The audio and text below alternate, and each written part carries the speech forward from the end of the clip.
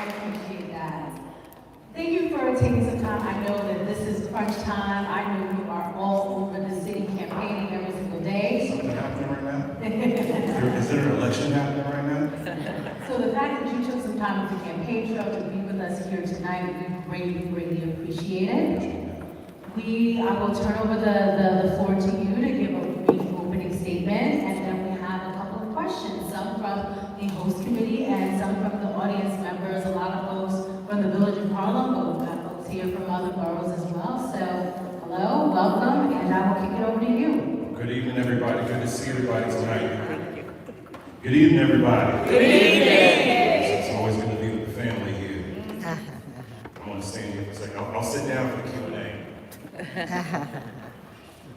Uh-oh, Reverend Blake. I am a reverend. I do it. I'll be brief in the opening. For those that I have not had a chance to meet before, my name is Michael Blake. I am first I'm part of the D9 family. I'm an alpha. You already know that right there. You know, Steve, you see, we gotta love everybody. I need everybody's vote right now. So we come to you as a husband, as a bonus father, as a reverend, as an alpha, as a principal mason, as someone who understands the journey. And the reason why I'm running for mayor is that I do believe we need a new generation of black leadership leading this city. And I'm very direct and intentional about that. I have done this work at every level. You all know I'm born and raised in the Bronx, BSM 918 Wood Clinton High School. Worked for President Obama for 7 years. Led the Minority Business Program at the White House. Part of his team for the Affordable Care Act. Came back home, became an Assemblymember for 6 years. Created my brother's teacher program. We're still the only state in the country that has that. Led the prompt pay bill, focused on diversity in medicine. We were doing the work. And I am running right now very intently on what are we doing to address affordability? How do we make sure we counter the anti-blackness that is happening in this country right now? And to show people that you can actually have a plan that we can pay for it. And so to tie this all together, my big idea is that we state all the time. I do believe we should end using credit scores when it comes to housing applications. Amen. To me, it is a discriminatory racist practice. There is no strong reason why we do that. We need to increase the income limits on housing applications as well, because you should not have to be rich or poor enough to get affordable housing in New York City. We should have civics, financial literacy, and mental health for every single student before they graduate. We should have 1,000 mental health professionals out on the subways and streets, because we do not need cops doing that, because the cops will tell you they're not trained on addressing mental health. We can do this better, and we can do this in a very real way. And I close this by saying this. There are specific things that make me uniquely qualified for this moment. As the only person in this race who's actually defeated Donald Trump when I was vice chair of the DNC, as we're watching this foolishness of what's happening in the White House right now. And as someone who has White House, State House, and local experience, you cannot tell me that you are watching the nonsense going on in LA right now and not be afraid. By them sending in Marines and National Guard and breaking the law to go after our people. I do believe you need to have someone in this seat who understands how DC is supposed to be to lead our city in the right way. And so with that, you should be ranking the handsome Jamaican man as your first choice. If you haven't picked up on by now, my name is Michael Blake and I want to be your mayor. I look forward to the questions tonight. All right, so I'm actually going to start with one of the questions from the folks here in the audience, because it kind of touches on what you discussed in your opening statements. Someone wrote, so many people are leaving New York City due to cost of living and crime. Do you have a plan to keep great New Yorkers to stay put? Any incentives? Oh, it's not too. Okay, so that's the first question, yes. Absolutely. Most folks, and first let me say thank y'all, of course, for the D9 for creating the space, as you always do, as we always do. This is, thinking about this, this is actually the third time we've been here in Mother AME, designed for different events. We had 2 forums, and think about this, we've been here for 2 forums, and I spoke at service some weeks ago, because Dr. Bird is friend also. To the question, the primary reason why we are losing so many folks from New York, and very specifically why we're losing so many black folk in New York, is because of housing and childcare. It's very black and white, it's very literal what's going on.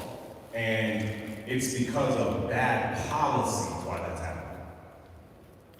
I've said from the beginning of this race, you want to address and have real affordable housing. First, you need to have local median income because area median income is not working. AMI doesn't make any sense. It includes Westchester, Rockland, and Suffolk County in the calculation, which inherently makes it more expensive. Second, if we actually implemented the true cost of living, which we as New Yorkers voted on in the previous election, which Mayor Adams has not implemented, we would then actually know the true cost by your neighborhood. So that then we would say to a landlord developer, you need to build according to this threshold. And if you don't, we're going to take away your tax incentive. People realize real quick when you check their money. Now you take it to the next step. We have to then make sure, as I go back to the point, if you increase income limits on these applications, and you end using credit scores, you change the game overnight. And we know other cities are doing this, there's no good reason why we're not doing this here. When it comes to safety, the primary reasons that we're seeing what's going on with safety, mental health, first of all, obviously we're in Harlem right now. You go by 125th and Lex, that's a zombie land right there. Same thing that we enduring at 149th and 3rd Avenue right now, where you are actively making the decision, do I go to this train stop? Do I walk out this way? Y'all know what I'm talking about right now, right? While I remember I was in church, I was about to say something. I was about to say something different right there. Well, I was coming off the ramp, coming here, because I was at left, right, state before coming here. That's where I was at. There was a brother standing on the ramp, taking off his pants. Now, that's not someone who needs to be arrested. Bless you. That's someone who needs help. And so to the question, that's why I said, to me, the greatest part of my public safety vision, you need 1,000 mental health professionals out on the street. That's how you address the public safety crisis that's going on right now. And the number is determined because we've sent in 1,000 National Guard to the communities. Tied to the question around public safety, if you help people make more money on the front end, they are not trying to rob and steal someone on the back end. And we have criminalized poverty for generations. If you break that cycle, then you can actually have better safety. Thank you for that answer. I appreciate it. That is so. Considering New York City has some of the highest Black maternal mortality rates, what specific preventative measures do you have in mind to institute to bring these numbers down and make an effective change, especially in those neighborhoods in Brooklyn and the Bronx where the numbers are currently at some of the highest? There's nobody in the race that's done more on this than I have. I co-led diversity in medicine for 5 years in Albany with Crystal Peoples-Stokes. You know, check the record here. I think that's been critical. We want to address on Black maternal health. We got to put more money when it comes to our doulas, our midwives, making sure we have a greater intentionality of actually having more Black doctors and Black nurses and Black practitioners as part of the process. Because for our sisters, if you see someone who looks like you and comes from your journey, it's a very different experience because racism is real when it comes to healthcare. Because someone will tell you, you don't feel that pain, it's not that bad. Let me just try to medicate you on that. You're like, actually, that's not what I'm talking about right now. I'm trying to do X, Y, and Z. And so that is part of the element here that is critical. Second, I do think one of the things of why Sora Adams and I are uniquely ready for this moment, you know, being someone who's a bonus dad, and we have 16, 13-year-old girls out in our family right now, it's the understanding that you got a bunch of people in this race who cannot talk to you about their appreciation of the Black experience. Can't really talk to you about it, don't have experience with it, but they're effectively telling you how to be good for Black folk. So when we talk through the maternal crisis, this is also tied to I appreciate you to the flash. I'm a real dark brother. Help me out. I appreciate that right there. You know? Like, who that over there right now, right? I do believe this is tied to why, in this moment, you need someone like me in this seat. Because the Trump monstrosity is going to lead to cuts for Medicaid and funding. And you're going to have to make sure that when cuts happen, usually who get hurt is Black folk. And so if we're serious about addressing the maternal health crisis as it is, then you gotta have the ways that you actually pay for this in a consistent way. And what I have said specifically, we need a vacant apartment and a vacant commercial tax. If someone is not living in New York City as their primary residence and they're just warehousing the property, they should be taxed so we can generate more revenue for our programs. We need to reclaim back the excessive NYPD overtime, which is $1.4 billion last year, which had nothing to do with public safety by their own acknowledgement. We need to be very intentional about the $2 billion of unclaimed fees and fines, primarily from parking tickets that can come back to our expenses. That is tied to your question, because it's great that people won't talk about their plans when we run the Black maternal health crisis. They got to explain to you how they pay for it. And I'm laying out very specifically how we pay for this, given the environment that we're in. Thank you. I want to talk about public safety a little bit more. How will you hold law enforcement accountable for misconduct? And would you accept the findings in a CCRB report? Oh, look, yeah, many of them, yes. I can remember the church about to say something, I'm going to get turned all the way over here. So the first thing is, as someone who has endured police brutality twice in my life, once when I was in high school at Bill Clinton, and the second time you all saw this publicly when I was an assemblyman, and I had to sue the CCRB, and I won, where they went after me at a family day, and the cop said, get off of him, he's the assemblyman. And I said to them, what would have happened to me if I wasn't the assemblyman? I was like, so you only let go because you recognize who I was. That I have said, and something is controversial, I actually don't think it is, there should be a police misconduct registry. We should fully understand if you have had incidents of misconduct, especially before you came to New York. Why do you have a job? I think that should be very clearly explained. I'm not saying that someone has not made progress, and I'm not saying that in some instances that you got accused of misconduct and nothing happened. But I do think you need to explain what happened if you've been accused of it, especially multiple times, right? Full stop. I just think that's a rational thing. CCRB needs to be given more accountability. I think there needs to be an independent entity as an oversight of CCRB, where we would accept their findings and be intentional around that. Because if you don't do that, then people don't have any incentive to actually come to you and say, hey, something wrong happened here.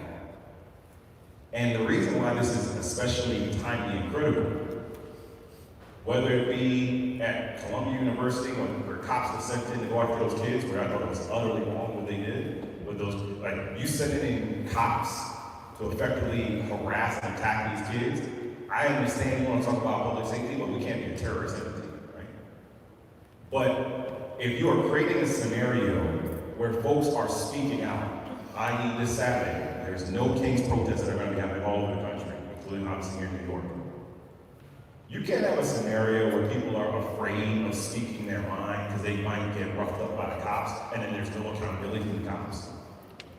We're a democracy. And so, like, you have to have the multiple parts of accountability. And folks have failed. I'm gonna sound, I know this is a forum, I know it's not a debate, but I'm gonna be real clear about this. This is why this utterly irritates me about Cuomo, right? I'm just gonna put this out there right now. And y'all saw, I went ham on him last week. Y'all saw this other thing. I mean, I'm Jamaican, so I can say what's on my mind right now. I'm always trying to understand how folks are gonna talk to you about holding people accountable when they couldn't hold themselves accountable. Okay. Well. And we're talking about what's happening in this moment around CCRB. You have people in this race who were investigated. It was credible what happened to them, and they're effectively telling you, don't worry about it. We don't need that. I want to ask you another education question, and this one starts with a yes or no answer. Are you committed to universal pre-K and 4K? 1,000%. And I'm going beyond that. Then you need that universal childcare that goes through the weekends, not just after school as well. So as mayor, what would be your plan to ensure sustainable funding for universal 3K and 4K, while also guaranteeing that the curriculum is developmentally rigorous, culturally affirming, and truly preparing our children for long-term academic success? I would expand our efforts that we've done with My Brother's Keeper, expand it to My Sister's Keeper as well. I believe that every school should have access to an MBK and MSK advisor. I think when you think about the dynamic on pre-K, and broader universal child care as well, we pay for this in very specific ways. I go back to $1.4 billion in NYPD overtime. The cops will tell you themselves that overtime was not around increased public safety. It was around a reduction of the police force and people not wanting to handle mental health concerns. So we can redirect that money to the kids, redirect it to the schools, and actually address it in a very thoughtful, practical way. Second, it is implausible for me to believe that in a $114 billion budget, we cannot find more money for kids and families. That's lack of priority. Go ahead. Would you keep, just the NYPD, the current staff levels, add more officers, or do you think the department should be reduced? I think you have to get back to the pre-pandemic levels, which was 35,000, which is about 5,000 stores right now, which, from a manager's perspective, being mayor is being a CEO, which I run 3 companies myself right now, so I think that's practical here. If you get back to the pre-pandemic levels, you're not spending as much money on overtime. And when you look at why the numbers are what they are right now, is because so many have said we've left working because we are watching repeat offenders get back out immediately. So I'm not gonna risk my pension, I'm not gonna risk my benefits, which I can't hate on that. No person in this room would say, you know what, I'm gonna risk my job for someone else to do something, and I'm not getting paid. That don't make any logical sense. So I think it's a simultaneous approach. But to that point, we take the funding from the vacant department tax, we take the funding from the generated revenue reference. For any of us who are Knicks fans, I love my Knicks. I did say tips have to be fired. I agree about that. I stand by that right now. You know, that was like the most controversial thing I said in the debate. People were like, I can't believe you put your hand up. I was like, we lost, right? You know. But like, many people don't realize Madison Square Garden is not paying property tax right now. Okay. Right, like, people are not internalizing the billions of dollars we are not getting in this city because of bad policy. So when someone tells you, I don't know how we're gonna pay this for the kids, I don't know how we're gonna public safety, well, I know. Tax the entities supposed to get taxed. Make sure the people are not being taxed the way they should be. Then you can generate the revenue to pay for things we need to pay for. Okay. Also want to ask, as mayor, how would you confront the Trump-era immigration policies and work to reduce or eliminate the presence of ICE in our communities, especially in our schools, courthouses, migrant neighborhoods, to ensure the city remains a true refuge for all residents? Let me be abundantly clear. We will stay a sanctuary city. Full stop. We cannot allow the MAGA language of immigration to distract us from reality. The reason why you need to stay in the sanctuary city is that you don't have a scenario where your personal information is being transferred over to the feds that you're not aware of, and which you then are empowering the federal government to step in ways they should not be. Look at what's going on in LA right now. So you remove being a sanctuary city, you are effectively empowering the feds to come in even more. Broader than that, we have allowed MAGA Republicans to make immigration a Latino conversation. It's not. It's everybody. I'm Jamaican. You think we don't care about immigration?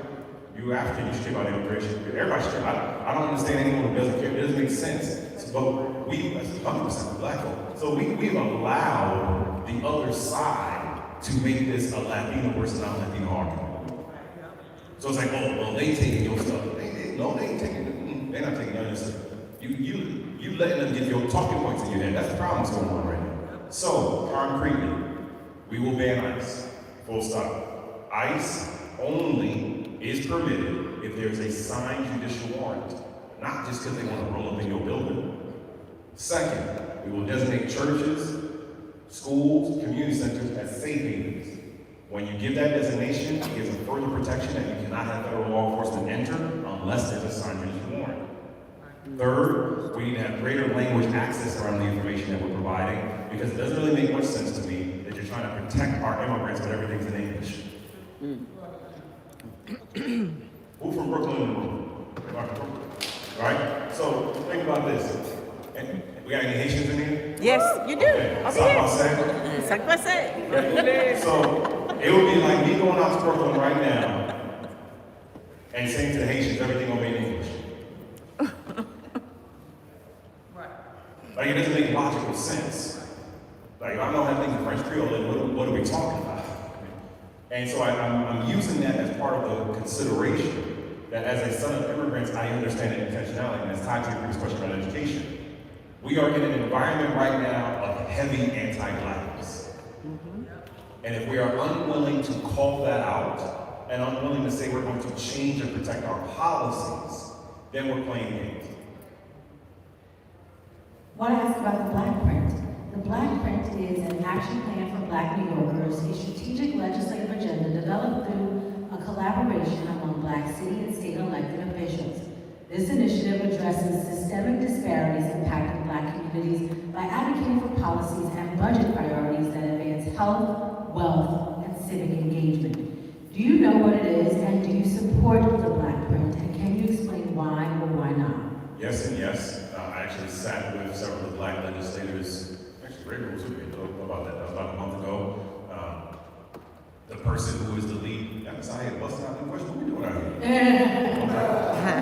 I'm watching, got a double trouble here. Exactly, draw four, Uno, everything jumping off at the same time right now, okay?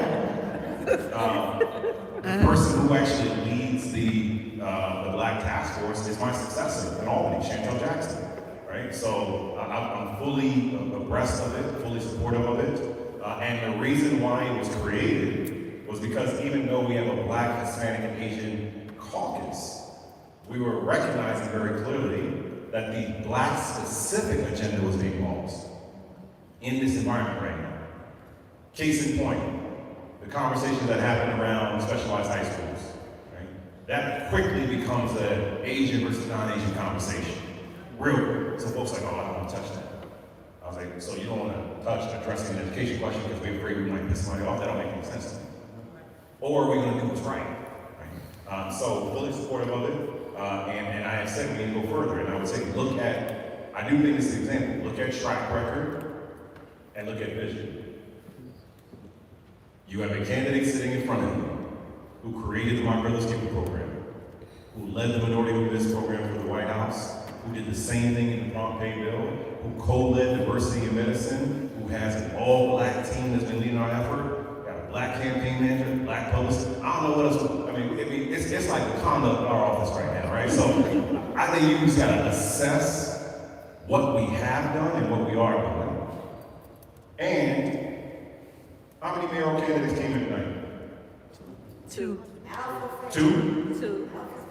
Two. How many came? Two. Make it a point. Make it 8 were invited. We all busy. Right. Everybody got the date. Make it a point. Right. Make it real clear. It's gonna be clear. Make it real clear. You got a lot of folks who are telling you, I love Black folk. I love Black folk, but I couldn't find a way to get here. 4 of y'all were texting me, where you at? I was like, I'm on my way. I told you I'm coming. All right. I'm tying into the question. Because not only do I know about the Black Print, I live the experience. And if someone could not find 30 to 45 minutes to be here with the D9, 13 days before primary, they don't deserve to vote. And with that, I will turn it over to you for your closing remarks. Oh, man. Wait, what was that one? And at 8:40 p.m. Thanks. 8:38? And I didn't even know what that was saying. I was the timekeeper online. I wasn't. Oh, you good. I was the timekeeper online. I didn't even know what it said. So there you go. Look,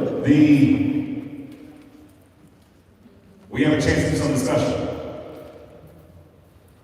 And look, you get to rank 5 people, so I've not hit what I've said. I think Adrian and I should be in your rankings. I think we should be your 1 and 2. Make that real correct. You can decide what you want to do with that, right? We have an opportunity to show the city what is possible. You all saw, for anyone who watched that debate last week, from the New York Post to the New York Times to the Daily News to Channel 4, every single one of them said I won that debate last week. Every single one of them said that.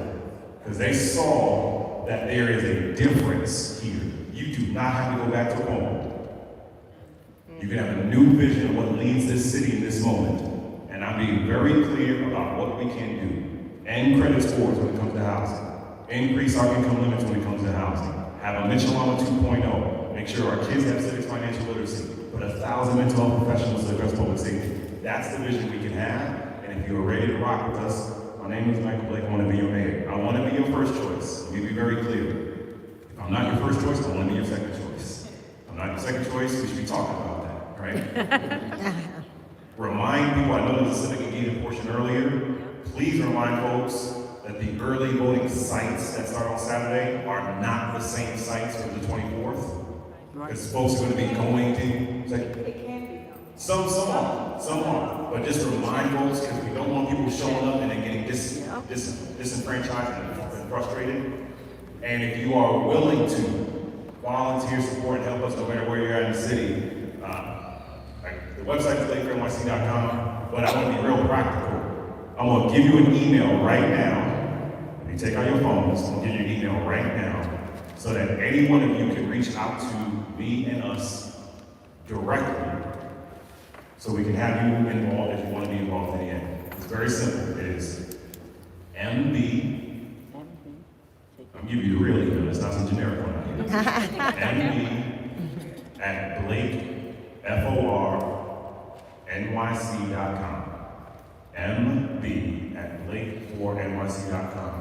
If you want to be involved in anything we're doing, drop me a note. Oh no, she stood up right there. Okay, come on, I'm ready. MB at BlakeForNYC.com. I love you and I appreciate you, and I hope to be your next mayor in New York City. Oh yeah, 7 Y'all gonna have it. Yes. Thank you. Oh, absolutely. I love group pictures. Come on now. Yes.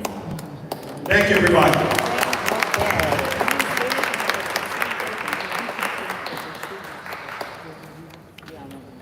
Everybody's invited to the rally tomorrow. And just a reminder for everyone, tomorrow evening on Spectrum News, New York 1, we'll be hosting a mayoral candidate debate, 7 p.m. And if you don't get New York 1, you can also go to NewYork1.com. Our paywall is down. It will be available for everyone to see. You can watch it live 2 hours Thursday night. Please support. And thank you all for coming out. And thank you all for being here. And thank you again to the incredible, gracious hosts who put on this informative evening, and thanks to the candidates. Thank you, Diane. Thank you, thank you, thank you.